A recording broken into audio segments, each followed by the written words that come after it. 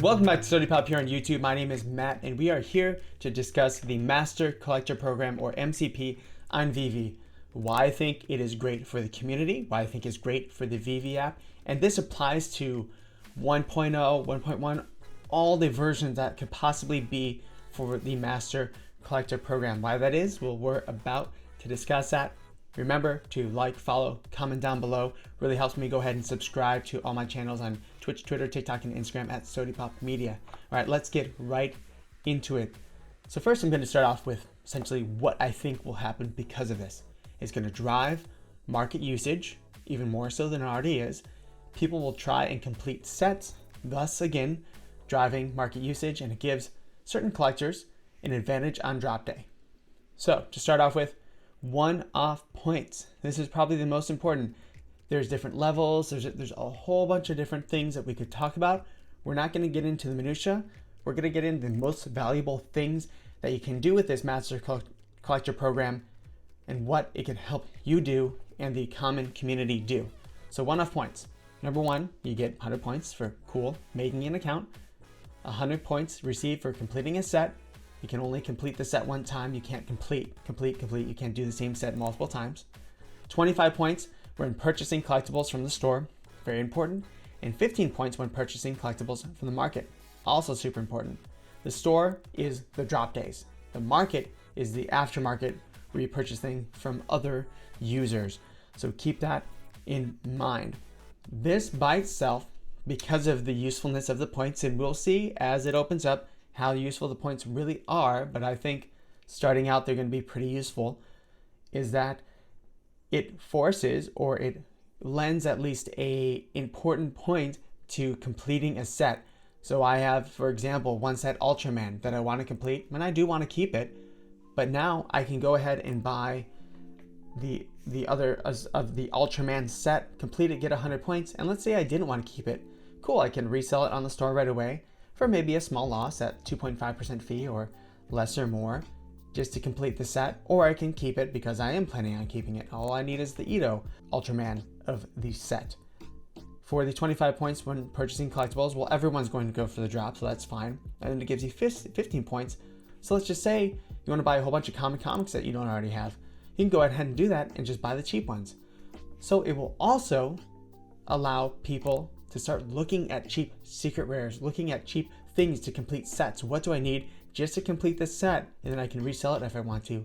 Thus, it's driving market usage in a major way, because I think the points will be somewhat valuable, as we'll discuss in just a moment.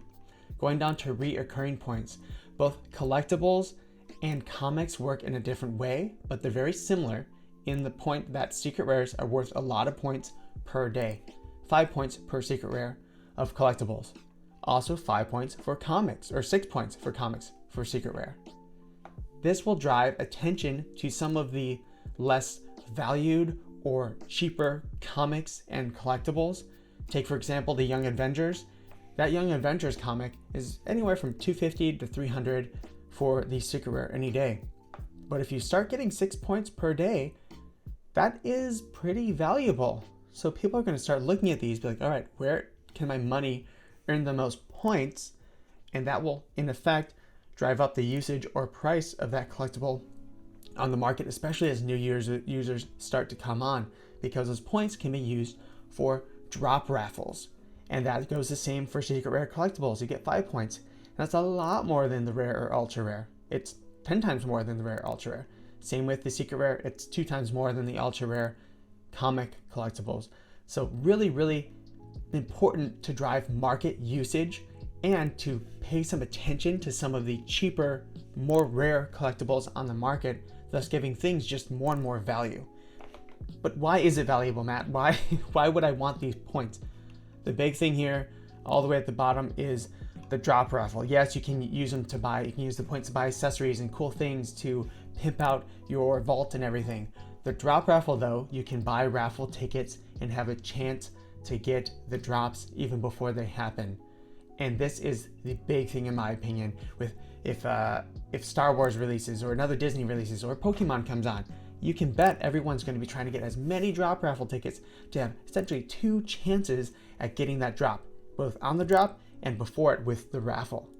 So you can risk, let's say you have 1,000 points, you can buy 1,000 tickets. I don't know how much the tickets are going to be, but let's say you can buy 1,000 tickets.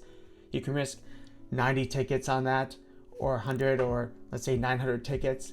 And if you win it, you have to pay all 900 tickets, you lose them. If you don't win it, you get 90% of those back to fight another day. This, in my opinion, will be the biggest thing to getting points. Why not get more and more points to buy more and more tickets to have a better chance on a drop raffle to hopefully get another secret rare or something that is valuable for, free essentially, compared to buying it in the aftermarket? Because as we know, the aftermarket is going to usually much more expensive than the initial drop. There's been very, very few exceptions. The recent Groot or the recent Batgirl that wasn't FA. Some of those are going for below market value, but it's only about 5 gems below market value, so it's not that much. The risk reward is hugely in favor of getting something on the drop, and the drop raffle makes it so you can get it on the drop, almost guaranteed. So that's why these points are valuable. Again, you can buy accessories, you can get premium market listings. There's a whole bunch of other things you can do. This is, in my opinion, the most important. So what will MCP do for VeVe, its users? The app is going to drive market usage. It leads in that whole game theory of the loop. You buy, you sell, you trade, you go on every day just to interact, just get more points. I want to get that secret rare because I can get more points, because that gives me a better chance in the Pokemon, the Star Wars, the Action Comics #1 coming up. That is why it is important. It's going to drive more and more usage, gives people more and more reasons to try and get points to use to buy and sell, and you get the most points for buying and selling, for trading, and for buying secret rares and completing sets.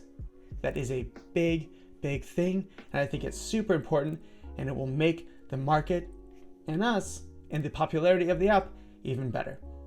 All right, guys, let me know what you think below.